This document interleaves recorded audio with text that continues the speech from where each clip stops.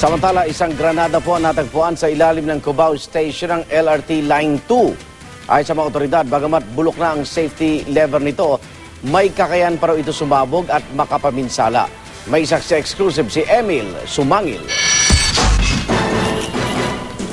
Agad na naglatag ng roadblock ang QCPD sa kaba ng Aurora Boulevard at pinalayo ang publiko, kabilang na ang kumukuha ng amateur video na ito nang madiskubri sa Center Island sa para ng poste ng LRT Line 2 ang isang granada.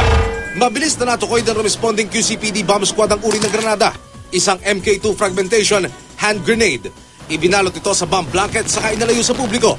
Sa paunang pagsisiyasat ng Explosives Ordnance Division, bulok na ang safety lever ng granada. Pero may kakayahan pa rin daw itong sumabog at makapaminsala.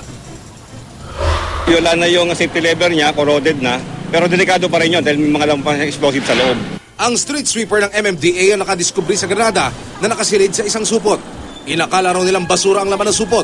Nang tumambad ang granada, akala raw nila nung una, laruan lamang ito kaya nakuha pa nila itong hawakan at alugin.